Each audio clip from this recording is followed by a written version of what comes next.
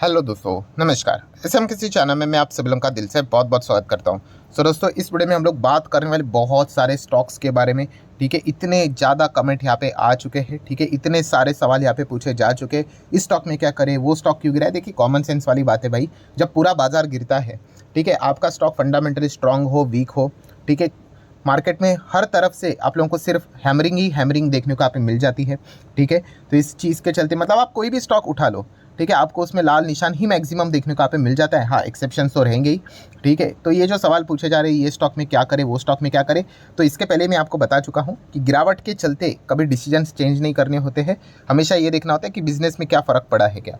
ठीक है, तो आज के एक दिन में तो बिजनेस में तो कोई फ़र्क पड़ा नहीं है। ठीक है, तो एक नॉर्मल से हम लोगों को मार्केट में इस प्रकार के नज़ारे देखने को मिल जाते, कोई ना कोई बहाने चल जाते। तो इसी चीज़ के चलते गिरावट यहाँ पे हो चुकी है। सो अगर आप स्टॉक देखोगे, जैसे कि टाटा स्टील की बात करें, ठीक है, आज के दिन 6% गिरा है। टाटा स्टील में जैसे मैंने आपको बताया, ये सिक्लिकल टाइप के स्टॉक होते हैं। यहाँ पे टाइमिंग बहुत इंपॉर्टेंट है। ये एक पॉइंट जस्ट आपको पता है यहाँ पे होना चाहिए। ठीक है, यहाँ पे अगर देखा गया तो ट्रेडिंग के हिसाब से ये स्टॉक ठीक लगता है, इन्वेस्टमेंट के हिसाब से एक एवरेज परफॉर्मेंस दिखा देगा, बट इतना रिस्क लेकर एवरेज के लिए ही चले जाना, तो इससे अच्छा तो और बेटर विकल्प यहाँ पे बाजार में अवेलेबल है।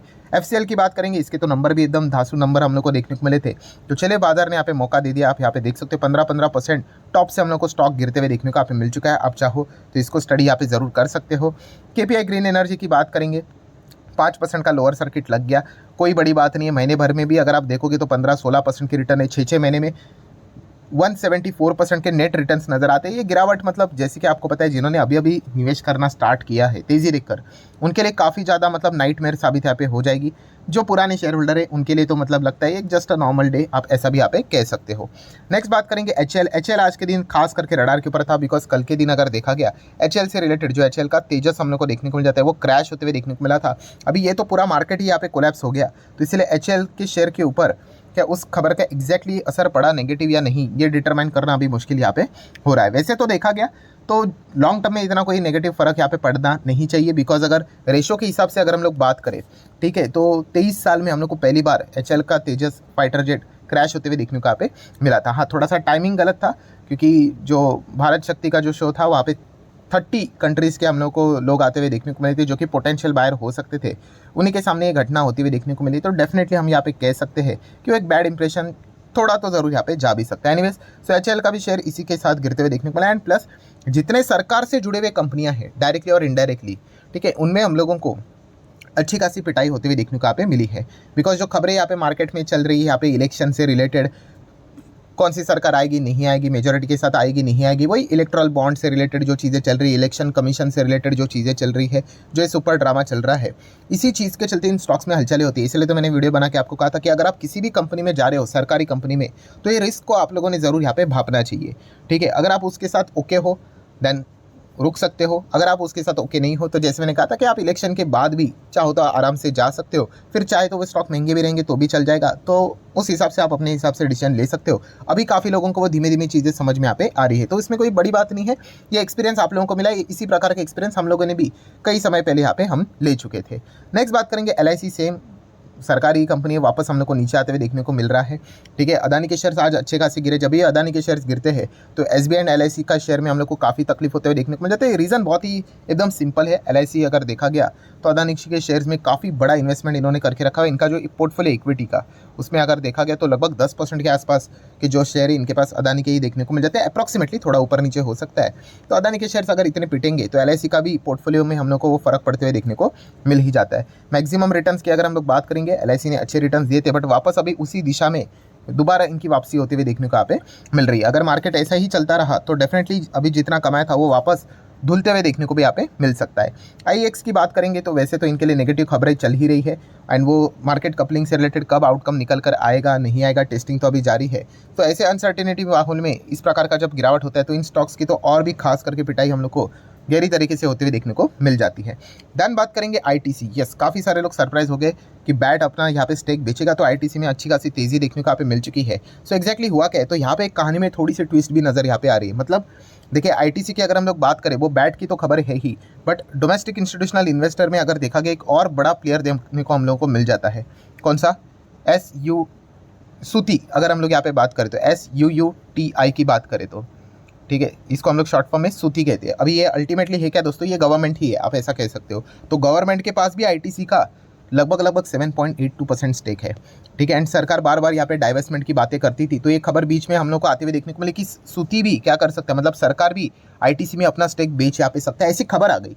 आपको पता है मार्केट है भाई, रिपोर्ट के जरिए चीज़ें चलती रहती है, तो और पैनिक यहाँ पे मच रहा था। बट उसके बाद हम कह सकते हैं कि सरकार की ओर से यहाँ पे क्लैरिफिकेशन आ गया कि government has no plan to sell SUUTI stake in ITC, ठीक है। तो इसीलिए हम लोगों को ये थोड़ी सी राहत भी देखने को यहाँ पे मिल गई आईटीसी के शेयर में। वरना अगर देखा गया तो पहले से ही ओवरफ्लो बैट की ओर से होने वाला है, उसी के साथ साथ अगर देखा गया तो और अगर सरकार भी अगर ये ओवरफ्लो कर देगा तो कंपनी के लिए तो काफ़ी दिक्कत भरा माहौल यहाँ पे क्रिएट हो सकता है। नेक्स्ट अगर हम लोग यहाँ पे बात करेंगे दोस्तों तो railway stocks, yes railway stocks की बात करेंगे। अगेन सरकारी कंपनियाँ जिन्होंने जितना अच्छा रिटर्न दिया है तो वहाँ पे प्रॉफिट बुकिंग के लिए अच्छा रीज़न भी यहाँ पे अवेलेबल यहाँ पे रहता है। अगर कोई स्टॉक अगर ऐसा चल रहा है, ठीक है, थोड़ा सा ही चला हुआ है, तो वहाँ पे प्रॉफिट बुकिंग क्या ही करेंगे, छोटा मोटा 20-30% का ही तो रिटर्न बना है। पर जहाँ पे 300% के रिटर्न बने, ऑब्वियसली लोग यहाँ पे निवेश का जो रिटर्न है मतलब घर लेके जाने के लिए क्या करते हैं, ऐसे माहौल में काफ़ी सारे लोग डर के माहौल को देखकर अपना भी माल यहाँ पे स्टेक यहाँ पे बेच देते हैं। इसीलिए अगर आप चेक करोगे तो रेलवे स्टॉक्स में तो एकदम ही ब्रूटल गिरावट देखने को मिल गई,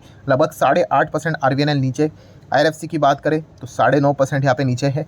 रेल टेल में तो भाई साहब एकदम 20% का सर्किट ही लग गया। अभी जिन्होंने अभी निवेश किया होगा उनके लिए तो एकदम ही खराब दिन यहाँ पे देखने को मिल रहे हैं। अगर आप चेक भी करोगे टॉप लेवल से तो स्टॉक तो 35% नीचे आ गया कुछ चंद दिनों में ही। आप देख सकते हैं फेब से लेके मार्च, 27 फेब और 13 मार्च, मतलब हार्डली 13-15 दिन में ही हम लोगों को आधे महीने में ही 34% उड़ गया। बट ये किसकी बात हो रही है, शॉर्ट टर्म वालों की। लॉन्ग टर्म में जैसे चार्ट पैटर्न चेंज हो जाएगा 150% की रिटर्न, तो ये तो मार्केट का रूल है। ये रूल जिसके दिमाग में घुस गया वो मार्केट का प्लेयर बन गया। जिसको ये रूल्स नहीं समझ में आ जाते हैं, प्रॉपरली नहीं समझ में आते हैं, तो उनके लिए मार्केट में टिकना काफ़ी मुश्किल यहाँ पे हो जाता है। इरकॉन की बात करें 11% की गिरावट, ठीक है। देन अगर हम बात करेंगे IRCTC तो ये भी 4-4.25% हम लोग को डाउन ही देखने को यहाँ पे मिल रहा है। तो ओवरऑल इंटर काउंटर सभी स्टॉक्स में हम लोग को यहाँ पे आज कत्लेआम होते हुए देखने को मिल चुका है। तो इसमें ये स्टॉक भी कहाँ पे बचने वाले थे, जितने भी सरकारी कंपनियां हैं उनमें ज़ोरदार गिरावट हम लोग को आज के दिन देखने को यहाँ पे मिल चुकी है। देन बात करेंगे सुजलॉन एनर्जी, तो यहाँ पे तो सर्किट लग जाते हैं, तो इसलिए 5% का सर्किट तो यहाँ पे लग गया है, ठीक है। स्टॉक अगर हम लोग यहाँ पे बात करें तो टॉप लेवल से अच्छी खासी गिरावट देखने को अभी जिन्होंने इतने अच्छे रिटर्न्स यहाँ पे दिए हैं 300, 400% के रिटर्न्स, तो काफ़ी लोग अपने रिटर्न्स को प्रोटेक्ट करने के लिए ऐसे माहौल में लगातार बिकवाली सेल ऑर्डर डाल के ही रख देते हैं। तो जितना भी माल है वो हम लोग को एग्जिट होते हुए देखने को यहाँ पे मिल जाता है। नेक्स्ट अगर हम लोग बात करेंगे दोस्तों तो इरेडा, यस इरेडा की बात करेंगे तो ये भी 5% डाउन। ये तो वैसे भी हम लोग को डाउन ही देखने को यहाँ पे मिल रहा था, कभी ना कभी तो स्टॉक यहाँ पे गिर ही जाते हैं, ठीक है। ऐसा तो नहीं रहता है कि स्टॉक अमर है करके हमेशा बस ऊपर ही जाते रहेंगे करके, ये तो प्रैक्टिकली पॉसिबल है नहीं, ठीक है। लॉन्ग टर्म में वो धीमे धीमे करके ऊपर जाएंगे, बट बीच बीच में कमज़ोर इन्वेस्टर को बाहर निकाल कर। सो इरेडा की अगर हम बात करेंगे, अगेन सरकारी कंपनियाँ शॉर्ट रेंज में काफ़ी तगड़े रिटर्न दे चुके, डबल करके दे दिया पैसा। एंड उसके बाद अभी अगर हम देखेंगे बाजार का माहौल अगर ऐसा हो जाता है तो अच्छे नंबर दिखाने वाले कंपनीज़ के भी बाजार ने अच्छी क्लास ली है, तो इन स्टॉक्स में भी अच्छी खासी गिरावट यहाँ पे हो ही जाते हैं। सेम टैग वही है कि सरकारी कंपनीज है, इलेक्शन का माहौल है दोस्तों, याद रखना, मैंने इसके पहले भी आपको बहुत बार कहा है, 1000 बार कहा है, आगे भी कहूँगा कि इलेक्शन का माहौल है, उसके बीच में इस प्रकार की चीज़ें यहाँ पे चलती रहती है। नेक्स्ट अगर हम लोग बात करेंगे येस बैंक, येस बैंक की बात करें तो काफ़ी अच्छी तेज़ी देखने को यहाँ पे मिली थी। स्टॉक लगभग 32.85 तक चला गया था एंड वहाँ से 21 रुपये तक यहाँ पे आ चुका है, ठीक है। तो यहाँ पे अगर देखा गया तो फंडामेंटल्स येस बैंक की इतने तो कुछ खास है नहीं, ट्रेडिंग वाला स्टॉक है, छोटा मोटा जंप लगा लेता है, ठीक है। बट अगर देखा गया तो इन्वेस्टमेंट के हिसाब से, जैसे मैंने कहा, जिस दिन इसके नंबर्स सुधर जाएंगे, एनपीपी सुधर जाएगा, आराम से येस बैंक में हम लोग को काफ़ी अच्छा परफॉर्मेंस देखने को मिल सकता है।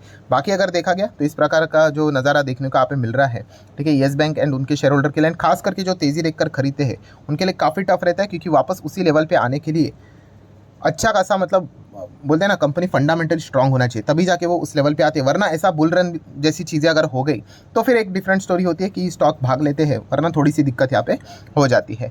नेक्स्ट बात करेंगे टाटा पावर, तो टाटा पावर में भी अच्छी खासी 6% की गिरावट देखने को यहाँ पे मिल रही है, ठीक है। जो लोग कहते थे कि अच्छे स्टॉक कब नीचे आएंगे, तो देख लो बाजार आपको ऐसे मौके देते हैं, बट हाँ तभी वो जो मौका रहता है उस पर चौका लगाना इतना आसान नहीं होता, क्योंकि माहौल बहुत ख़राब होता है। फिर इंसान ऑटोमेटिकली उसके दिमाग में वो वायरिंग वैसे ही की जाती है कि क्या 2-3 दिन और रुके और सस्ता मिलेगा तो और सस्ता मिलेगा तो एग्जैक्टली ये बॉटम कहाँ तक जाएगा किसी को भी पता नहीं है। क्या यही बॉटम है या फिर यहाँ से और 10-12-15% और सस्ता मिलेगा, किसी को भी नहीं पता होता है। ठीक है, ये मार्केट का जो टॉप और बॉटम है ना, ये अगर किसी को पता चला वो दुनिया का रईस इंसान बन जाएगा। ठीक है, ओवरऑल जैसे मैंने हमेशा आप लोगों को कहा है, आपका एक ही लक्ष्य होना चाहिए कि कंपनी और उसका बिजनेस अच्छा लगता है गो फॉर इट, अगर नहीं अच्छा लगता है लीव इट।